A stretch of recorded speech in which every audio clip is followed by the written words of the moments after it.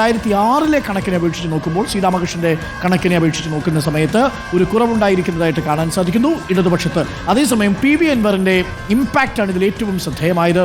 17,000-ഓളം വോട്ടുകളാണ് PV Anwar പിടിച്ചിരിക്കുന്നത്. PV Anwar ഒരു ഘട്ടത്തിൽ UDF സ്ഥാനാർത്ഥിയുടെ വോട്ടായിരിക്കും പിടിക്കുക എന്നാണ് അസ്യൂം ചെയ്തതെങ്കിലും അത് 17,000-ന് മുകളിൽ പോയാൽ മാത്രമേ ആ ഇമ്പാക്റ്റ് ഉണ്ടാവൂ എന്ന് UDF നേതൃത്വം കണക്കുകൂട്ടിയിരുന്നു. അത് കൃത്യവുമായി ഒരു ഘട്ടത്തിൽ PV അൻവർ അങ്ങനെ UDF-ന്റെ വോട്ട് പിടിക്കുകയും ചെയ്തിരുന്നു. നമ്മൾ ആദ്യം സംസാരിക്കുമ്പോൾ ആദ്യത്തെ റൗണ്ടുകളിലൊക്കെ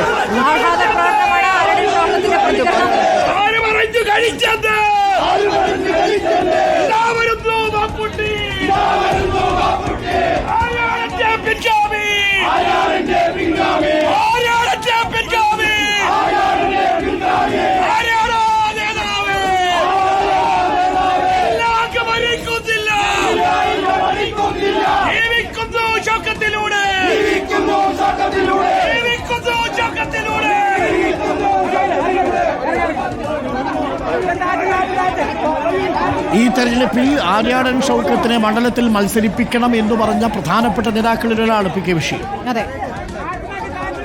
ഇപ്പോൾ പ്രിയപ്പെട്ട പ്രേക്ഷകർ കാണുന്നത് നിലമ്പൂരിൽ നിന്നുള്ള UDF പ്രവർത്തകരുടെ ആഘോഷ ആഹ്ലാദാരവങ്ങളാണ് പ്രിയപ്പെട്ട പ്രേക്ഷകർ കണ്ടുകൊണ്ടിരിക്കുന്നത്. ഇതിൽ ഇപ്പോൾ ആര്യാടൻ ഷൗക്കത്തിന്റെ പ്രതികരണം ഇപ്പോൾ കേൾക്കാം. പക്ഷേ ഈ ആര്യാടൻ ഷൗക്കത്തിന് മത്സരിപ്പിക്കുന്ന കാര്യത്തിൽ ഇത് PV അൻവർ പുറത്ത് നടത്തിയ പ്രതികരണമാണല്ലോ പ്രതികൂലമായത്. ഒരുമിച്ച് നിന്നിരുന്നെങ്കിൽ ഇതിലും വലിയ ഭൂരിപക്ഷം എന്ന് പറയുന്നുണ്ടെങ്കിലും അങ്ങനെ ഒരുമിച്ച് നിന്നിരുന്നെങ്കിൽ രണ്ടു കൂട്ടരുടെയും മാറ്റി തെളിയുമായിരുന്നു. പക്ഷേ വിജയം എന്റെ പിന്തുണ അനുഭവം അവകാശപ്പെടും. നോക്കൂ, PV അൻവറിന് കിട്ടേണ്ട വോട്ട് 17,000 വോട്ടാണ്. അത് VS2-ലേക്ക് അത്ര മൊത്തമായി ട്രാൻസ്ഫർ ചെയ്യപ്പെടില്ലായിരിക്കാം. പക്ഷേ എങ്കിൽ പോലും ഒരു 10-12,000 വോട്ട് കൂടി UDF-ന് കൂടുതൽ കിട്ടും. പക്ഷേ അതിപ്പോൾ അപ്രസക്തമാണ്. കാരണം 11,000 വോട്ടുകൾ UDF-ന് ഭൂരിപക്ഷത്തിൽ ജയിച്ചൊരു സ്ഥാനാർത്ഥിയെ സംബന്ധിച്ച് ഭൂരിപക്ഷം 20,000 ആക്കാമായിരുന്നില്ല എന്ന ചോദ്യം അപ്രസക്തമാണ്. നിലവിൽ UDF വിജയിച്ചു.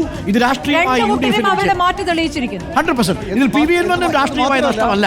ഇത് മാത്രമല്ല UDF-നെ സംബന്ധിച്ചിടത്തോളം ഒരു പ്രതികരണം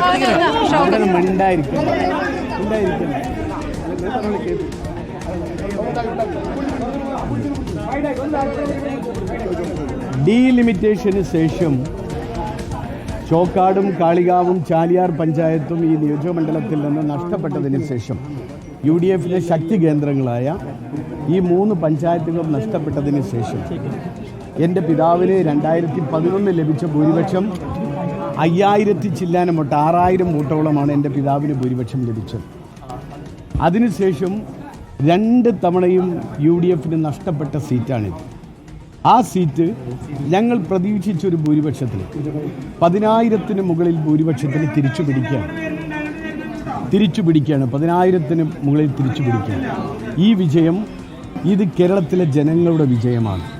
ഈ വിജയം നിലമ്പൂരിൽ കഴിഞ്ഞ 9 വർഷമായി അവഗണന ഏറ്റ നിലമ്പൂരിലെ ജനങ്ങളുടെ വിജയമാണ്. ഇതിന് നേതൃത്വം നൽകിയ, ഇത് പ്രത്യേകിച്ചും പറയാനുള്ളത്, പിണറായി വിജയൻ ഗവൺമെൻറ്റിനെതിരെയുള്ള കേരളത്തിലെ മുഴുവൻ ആളുകളുടെ ജനരോഷം, ആ ജനരോഷം നിലമ്പൂരുകാർ ഏറ്റെടുത്തു എന്നുള്ളതാണ്. മാത്രമല്ല ഈ കഴിഞ്ഞ 9 വർഷമായി നിലമ്പൂരേറ്റ അവഗണന, ആ അവഗണനയ്ക്കെതിരെയുള്ള കൃത്യമായ പ്രതിഷേധവും പ്രതികരണവും കൂടിയാണിത്.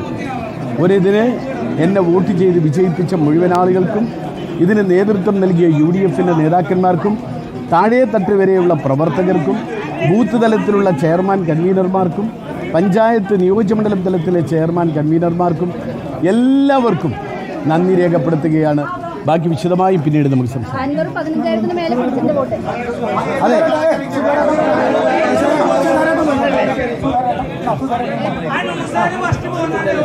ഇങ്ങനെ ഒരു വിജയം UDF